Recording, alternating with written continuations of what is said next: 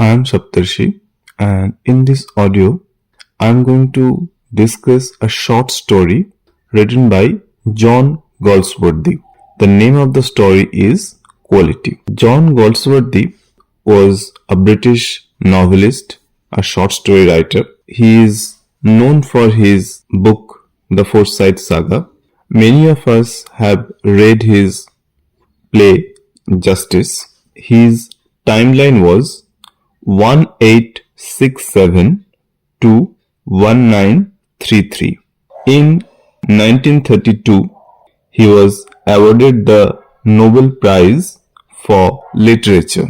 The story which we are doing, Quality, was published in 1912. It was published later on in a book or in a collection called the Inns of Tranquility. Now, it's a story about Gessler brothers. They're two German brothers, shoemakers. They would make the best of boots. But the story shows that how they failed to survive the stiff competition in the market. They fail not because they are not able to make good boots. They fail because they lost to companies who made inferior boots but had money for marketing and advertising. So this is a very realistic story. It often happens that big companies destroy the small companies through their marketing chain and advertisements.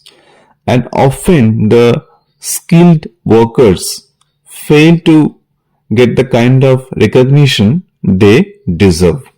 Let us read the story. I knew him from the days of my extreme youth because he made my father's boots. So the writer is going to talk about the Gessler brothers, and they have been there since the beginning. In fact, the father of the writer, he used to get his boots done from the Gessler brothers. That means it's a tradition. Their bootmaking culture is a tradition which everyone knows and appreciates. He lived with his elder brother in his shop, which was in a small by street.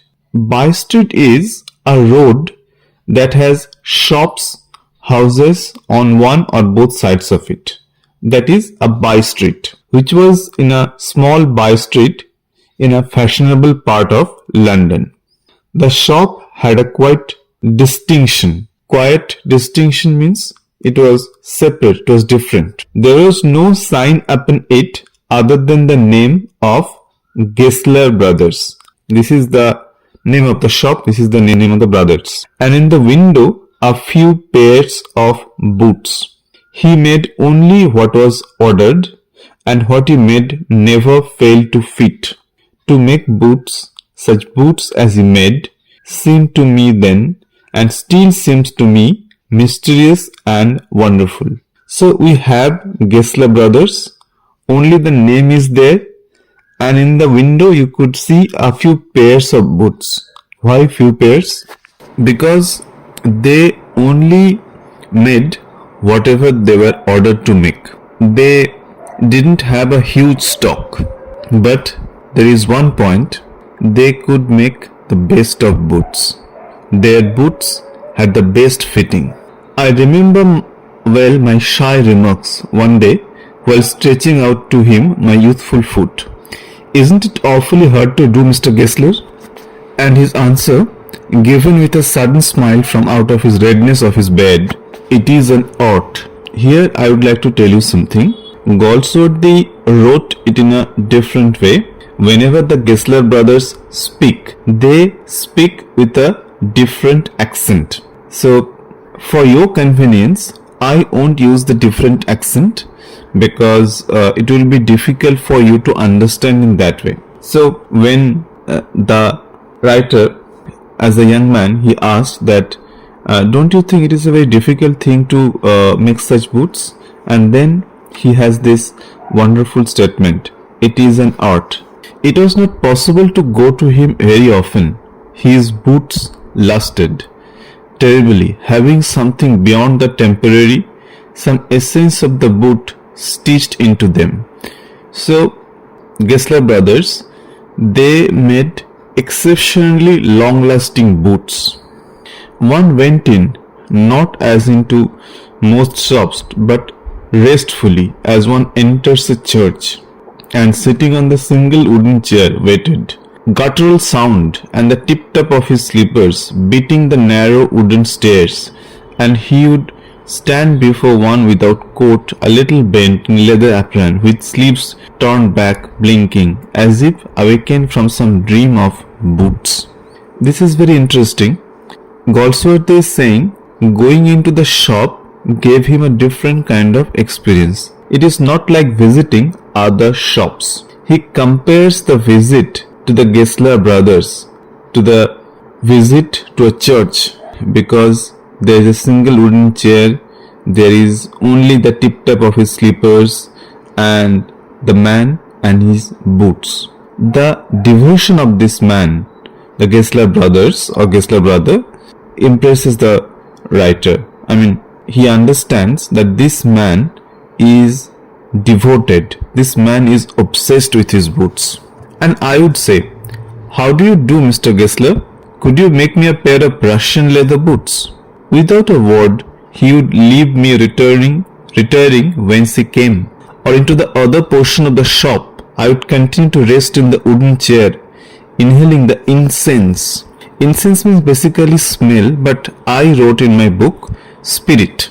Soon he would come back, holding in his hand a piece of gold-brown leather. With eyes fixed on, he would remark, "What a beautiful piece." When I too had admired it, he would speak again, "When do you want them?" And I would answer, "Oh, as soon as you comfortably can." As he would say, "Tomorrow fortnight, or if you are his elder brother, I will ask my brother." See, usually what we see in a shop, that the salesperson, they tend to talk a lot. They boast about their products, they push sell, they ask you that we are going to give you discounts. You don't find such things with the Gessler brothers. They speak very little, they are only concerned with the boot and the comfort of the customer. So there is one point I would like to raise. In terms of quality, there is no question, they are making the best of boots. But I would also say that if you need to survive in a world, you need to have some selling skills. You must have some capacity, some desire to impress your customer. But I'm afraid the Gessler brothers don't have it, or they are too proud of their trade. They are too proud of their boots to do something like that. Then I would murmur. Murmur means to say something soft. "Thank you. Good morning, Mr. Gessler." "Good morning," he would reply, still looking at the leather in his hand. And as I moved to the door, I would hear the tip-tap of his slippers going to the stairs, to his dream of boots. So we have a person who is a man of few words, but at least he knew his trade. I cannot forget that day on which I had occasion to say to him, "Mr. Gessler, the last pair of boots creaked." Creak is make a creaking sound. He looked at me for a time without replying, as if expecting me to withdraw or qualify the statement, then said, "It shouldn't have creaked." "It did, I'm afraid. You got them wet before they found themselves." This is very interesting. The speaker is saying that the boots are creaking. Why? And immediately Gessler brother says that the boots were exposed to water before the leather was comfortably settled. So just look at the technical knowledge of the man. He knows exactly when, in which condition the boot might creak. I don't think so. At that he lowered his eyes as if hunting for memory of those boots, and I felt sorry I had mentioned this grave thing. "Send them back," he said. "I will look at them." Some boots, he continued slowly, are bad from birth. If I can do nothing with them, I take them off your bill. I mean, look at the professional integrity of the man. He says that if you don't find the boots comfortable, I will take them off your bill. Means you don't have to pay for those boots. This is a remarkable professional honesty. Once only, I went absent-mindedly into his shop in a pair of boots bought in an emergency at some large firm. Means the author usually used to wear the boots from Gessler Brothers, but only once it happened, he went into his shop wearing the boots from some other company, some large firm. The author says, see, I didn't mean to buy those boots, but it was an emergency. I didn't have time, that's why. He took my order without showing me any leather, and I could feel his eyes penetrating. Penetrating is piercing, looking into the inferior covering of my foot. At last he said, those are not my boots. I find these lines really sad, because you see, now the Gessler brother, he expects a certain kind of loyalty from his customers, and he is sad when he finds that the boots have been brought from somewhere else, and he says, these are not my boots.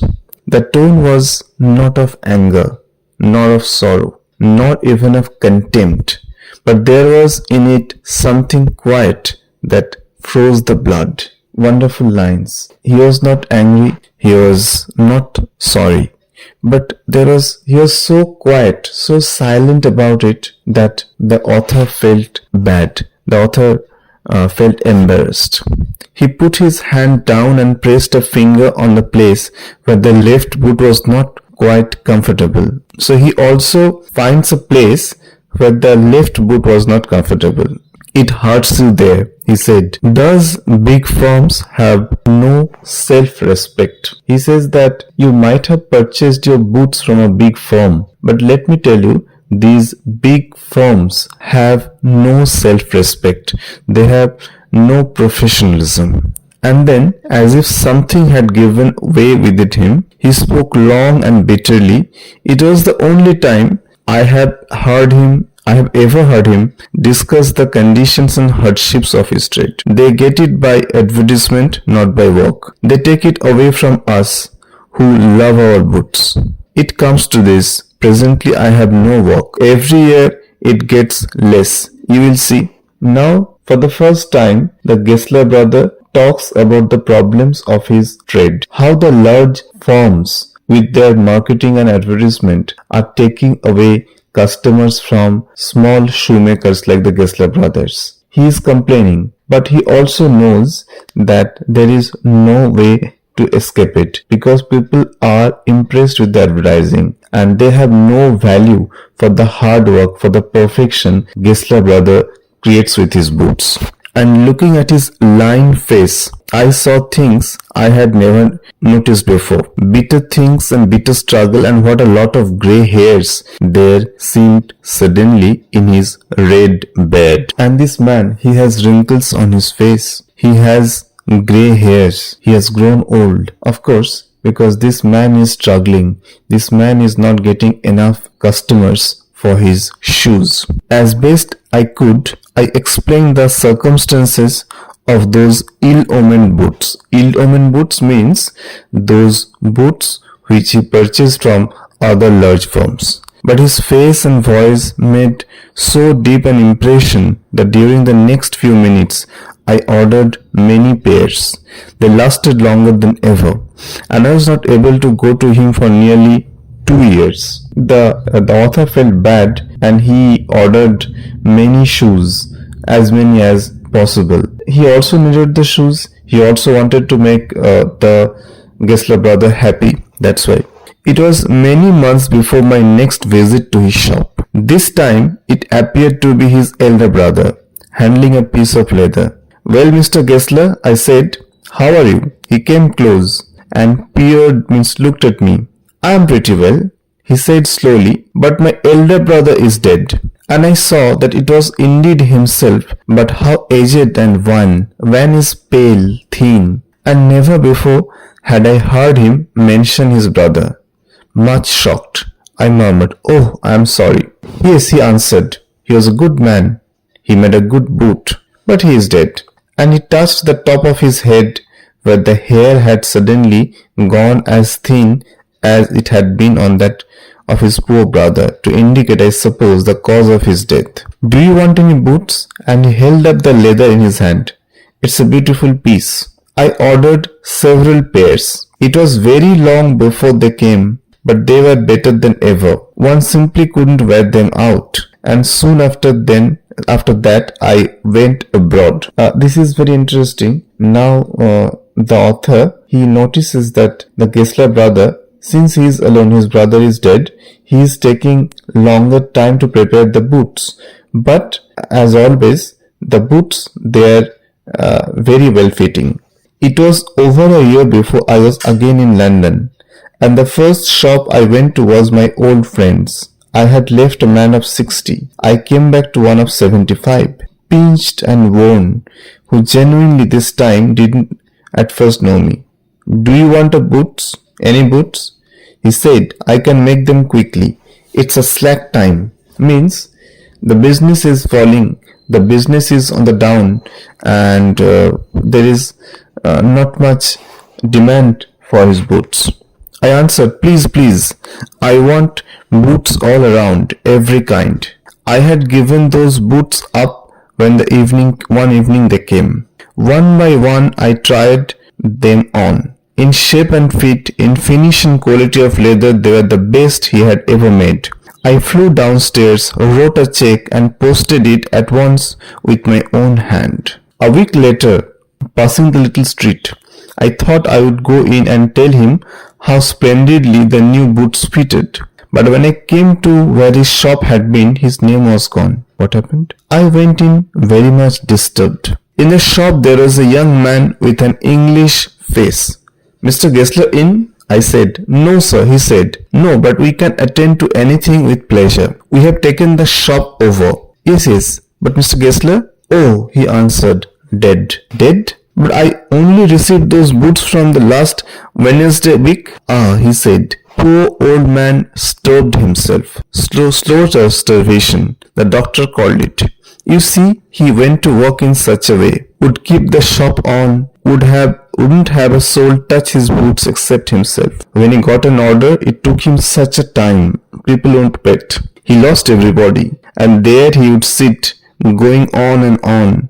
I'll say that for him, not a man in London's made a better boot. But look at the competition. He never advertised. Would have the best leather too, and do it all himself. Well, there it is. What could you expect with his ideas? But starvation? That may be a little bit flowery, as the saying is, but I know myself he was sitting over his boots day and night, to the very last, you see. I used to watch him, never gave himself time to eat, never had a penny in the house, all went in rent and leather. How he lived so long I don't know. He regularly let his fire go out.